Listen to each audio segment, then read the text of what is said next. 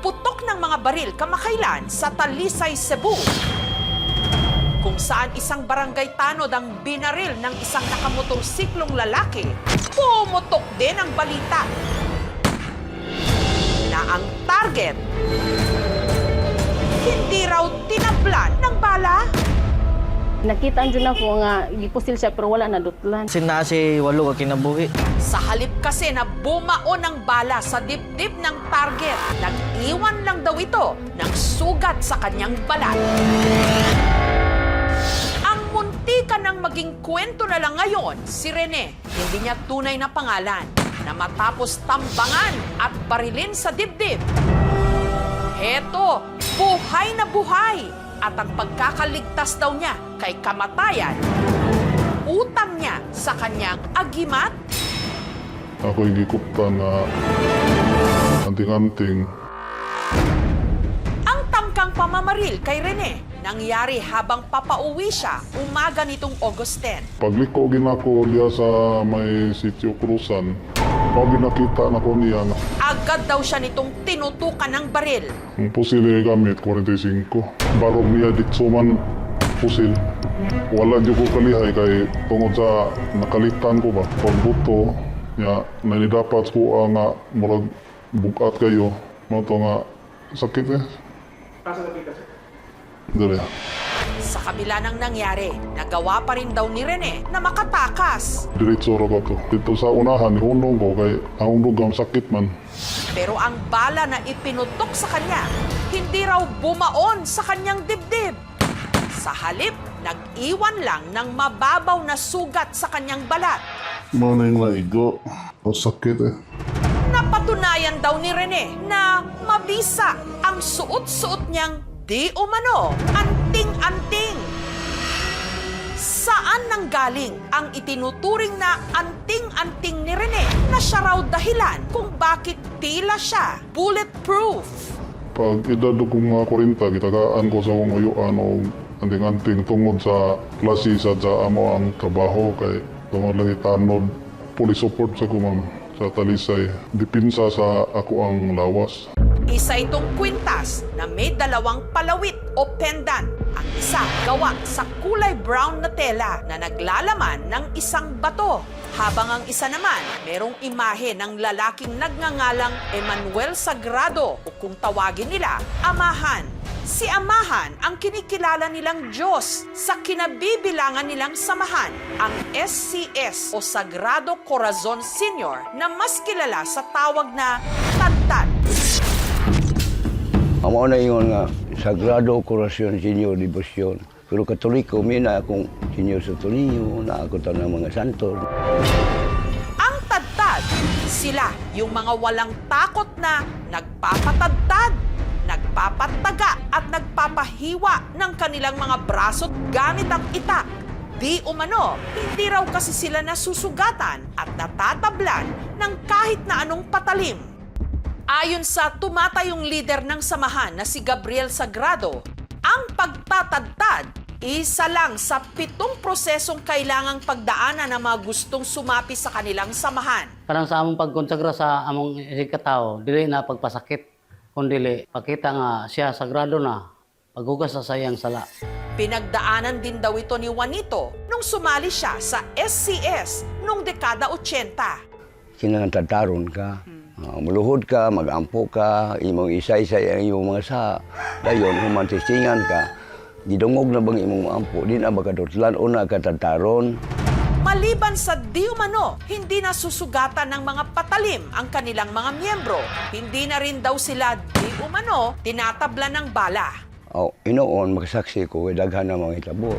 Kaya nung naging chief tanod ang kanyang pamangkin na si Rene, taong 2022, hinikayat niya rin ito na sumanib sa kanilang samahan. Tuon ako daan. Kay ang muluwasin mo, ang imo ang pagtuo. Pero bago raw iginawad kay Rene ang kanyang di umano'y anting-anting, marami daw siyang dapat gawin at sundin.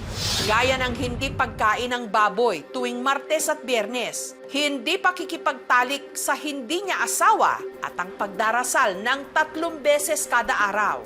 Dapat manuman ka sa alas 6 sa buntag, alas 12 sa udto, o alas 6 sa hapon. Nagpataturin daw si Rene ng salitang Latin sa iba't ibang bahagi ng kanyang katawan para mas lumakas di umano ang tinatawag na kahom o yung bisa ng kanyang di umano'y agimat.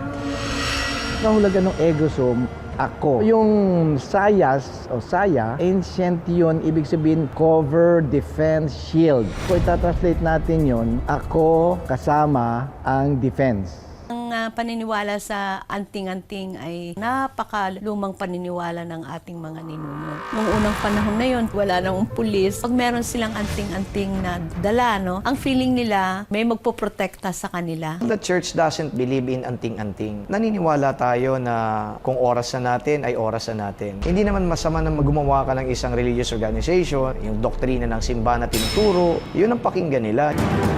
Sa kabila nito, matibay pa rin ang paniniwala ni Rene sa kanyang di umano'y agimat. Ito raw kasi ang pinagkakautangan niya ng pangalawa niyang buhay.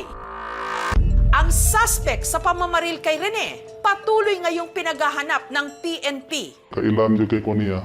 Bisa ka helmet siya, Kinilala na ito ni Rene, di umano, si alias Chan. At hindi lang daw siya ang target nito, kundi lahat daw silang mga tanod sa kanilang barangay. wala gini magkaaway na niya. Kausap nga nag-away mo. Ang kaaway raw talaga nito, ang kasamang tanod ni Rene, na suspect sa pagkamatay ng kapatid ni alias Chan, na si alias Daot. Sa katong pag pinusilay, wa gini ato. Pag human sa pinusilay, naabot ni dito kay niresponde mi. Ang mga tanod, ilahang gipasangin la nila nga Ang nakaalitang tanod ni alias Chan, agad naman daw sumuko sa mga otoridad. Pero si alias Chan, di umano, hindi pa rin matahimik sa paghihiganti para sa kanyang kapatid. nakadawat na may og hulga sa mong ginubuhi. Pati ang anak daw ni Rene, di umano, pinagbantaan nito. Nag-abot sila ng hingalag alias Tiyan. Mato siya, bantay mo ha. Napapa mo, isukay na. Pamilya sa akong asawa o akong anak, iwanan ako pagwas-gawasa lang kay kuyawan ko itong kuwan. Sa pag-iimbestiga ng aming team, kasama ng mga otoridad, natuntun nila ang sinasabing bahay ni alias Chan. Dire lang ta, sir. Sir, mangutana ra ay. Siya nga kaya ang bumaril kay Rene. At posible nga bang ang isang lalaking binaril ng harap-harapan, hindi tatablan ng bala? Mga yung laigo, masakit eh. Mayroon pa rin namang posibilidad na di bumaon yung bala sa katawan ng ating biktima.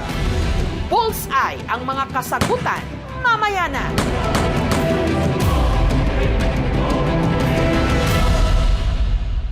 Barangay Tanod sa Talisay, Cebu, binaril ng harap-harapan pero himala raw na nabuhay.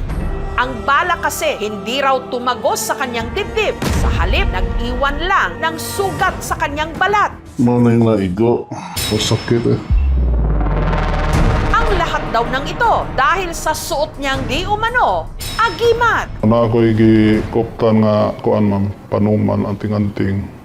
Ang insidente, inireport daw ni Rene sa PNP at ang itinuturo niyang suspect, ang tinatawag niyang si alias Chan. Hindi natin nahabol na meron tayong dispatch investigators to have a follow-up operations. Sa pagsasaliksik ng aming team, natuntun nila ang bahay ni alias Chan. Ang humarap sa aming team, ang nagpakilalang ina nito na si Estrella. Wala ko kabaw gyud niya, wala ko kakita. Pero pag pusil, wala gimori. Doble dagok nga raw ito para sa kanilang pamilya. Bukod kasi sa sangkot sa krimen si alias Chan, kamamatay lang din ng isa pa niyang anak. Di ko gusto nga ko ano kay madako-dako gyud. May na maglinaw-linaw lang tata. Pero paano nga bang hindi bumao ng bala ng baril kay Rene na harap-harapang ipinutok sa kanya? Totoo ba ito? Ang mga pulis may teorya. Either po tumama muna sa hard object yung bala bago pumunta sa katawan ng ating biktima. At ang nagpapatibay raw sa teorya nilang ito, ang na-recover nilang piraso ng bakal na nakadikit sa damit ni Rene nung siya'y binaril. Kasi kung tumama, ibig sabihin, splinter na po yung lid, yun yung nakita nyo na kumapit doon sa damit ng biktima. Habang ang nag-iwan naman daw ng sugat sa kanyang dibdib, ang impact ng pagtama ng matigas na bagay na direktang tinamaan ng bala. Siguro, parang blunt force na yan, tapos uminit, so yun yung nag-cause ng malaking sugat. Kasi kung penetration po yan, maliit lang po yung supposedly na entrada po ng bala doon sa katawan ng ating biktima. Posible na nagkaroon ng pababago doon sa line of sight mismo nung gunman at hindi ito directly na nakatutok doon sa ating biktima. Kaya maaaring nagkaroon lamang ng pagdaplis ng bala at hindi ito dahil sa kapangyarihan ng anting-anting. Wala yung naigo, diretso rin kiskuha ang bala. Para sa ating mga kababayan na magtatangkang gumamit nito bilang kanilang pananggala sa tingga o sa isang bala, sila ay dinidiscourage na gawin ito sapagkat walang katiyakan na magiging ligtas sa kanilang buhay. Tumalab man ang di umano'y agimat o hindi, ang mas mahalaga kay Rene ngayon, ang kaligtasan niya at ng kanyang pamilya, lalo't hindi pa rin daw nahuhuli si alias Chan. Ako, bisag na ako saligan nga anting-anting, wa ko magsalig nga kapantir ako. Mukos gawas gani kay kuyawan ko kanang na mga maamong mga tao ba. Nitong August 15, nagsampa na ng kaso si Rene laban kay alias Chan. Frustrated murder, ang penalty niyan is ranging to 12 years to 20 years. Salig lang ko sa balaw, namamit ako. Ang death threats na natanggap, yan ay maaaring kuhanin na ebidensya na talagang nagpapakita na merong pagpaplano na patayin yung biktima. Ang pamunuan ng barangay, sinisiguro namang tututukan ang seguridad ng kanilang mga tanod. Naghingi kami ng tulong kay Hipe, pinadalhan mga pulis dito sa barangay para hindi na maulit ang mga pangyayari. Walang kasulti niya nga punta, surrender na siya. Dili lang kami apilon ta nga kami way mga labot. Mag-ingat kahit pa may kinakapitang agimat. Dahil pag ito'y pumalya, na wag naman sana. Pero malamang sa malamang, isang bala ka lang